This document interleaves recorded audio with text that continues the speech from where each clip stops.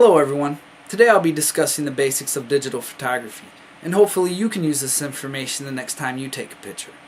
Although digital photography is not new, it has brought a lot of new people to the world of photography, and with them, a lack of fundamental knowledge. In photography, just as with any other art form, the key to success relies heavily on the ability to utilize and exhibit the basic fundamentals, like proper exposure, depth of field, and composition. The purpose of this speech is to inform you about the fundamentals of photography and how they work. We're going to begin by discussing the two different types of cameras. We have a standard digital camera, and we have a DSLR, a digital still camera that uses the single lens reflex mechanism. The two distinct differences are, 1. The DSLR allows for interchangeable lenses. This capability allows for quick adaptation to any photographic situation. And number 2, an SLR allows the photographer to view the image directly through the viewfinder. The image is sent through the lens, reflected off of a mirror, into the viewfinder. When the shutter is pressed, the mirror raises, allowing the light to pass through the lens and connect directly with the sensor to expose the picture. This gives the photographer very precise control over the focus. Standard digital camera LCD screens resolution is too low for this precise control. Now we'll discuss megapixels and sensors. A megapixel is a unit of measurement which represents 1 million pixels, those tiny dots of color that make up an image. Megapixels represent resolution or size and quality of an image or an image capturing device. So to put it clearly, a larger sensor with a higher megapixel rating will produce a better image quality.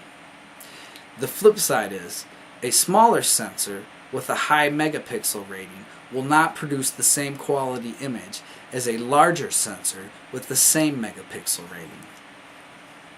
Now that we've discussed some of the inner parts of the camera, let's discuss exposure. Exposure is the amount of light passing through the lens onto the sensor. Controlling exposure requires an adjustment of at least one of 3 points of the exposure triangle. The 3 points are ISO, shutter, and aperture. ISO, in digital photography, is the amplification of information collected by the sensor. Low ISO settings require more light than high ISO settings to make an exposure. The other difference is visible noise. Low ISO settings result with images that have less noise, the desired result. Now we'll go to shutter speed. The length of time the shutter gate is open to allow light contact with the sensor. The faster the shutter opens and shuts, the less light is let to the sensor. The shutter can be adjusted manually or with an automated preset on a DSLR known as shutter priority. And finally, the third aspect of exposure is aperture. Aperture, measured in f-stops, is the size of the opening inside the lens when the picture is taken. When the aperture is at its lowest setting allowed by the lens, the amount of light passing through the lens is at its greatest amount. And when the aperture is at the highest setting, the amount of light passing through the lens is at its lowest amount. Another factor resulting from aperture settings is the depth of field. Lower aperture settings give a greater depth of field.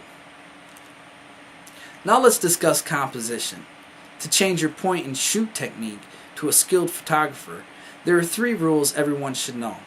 1. The rule of thirds, based on the fact that the human eye is naturally drawn to a point about 2/3 on a page. Crop your photo so that the main subjects are located around one of the intersection points rather than the center of the image. And number 2, the golden section rule. It has been found that certain points in a picture's composition automatically attract the viewer's attention. And number 3, the diagonal rule. One side of the picture is divided into 2. Then each half is divided into 3 parts. The adjacent side is divided so that the lines connecting with the resulting points form a diagonal frame. According to the diagonal rule, important elements of the picture should be placed along the diagonals.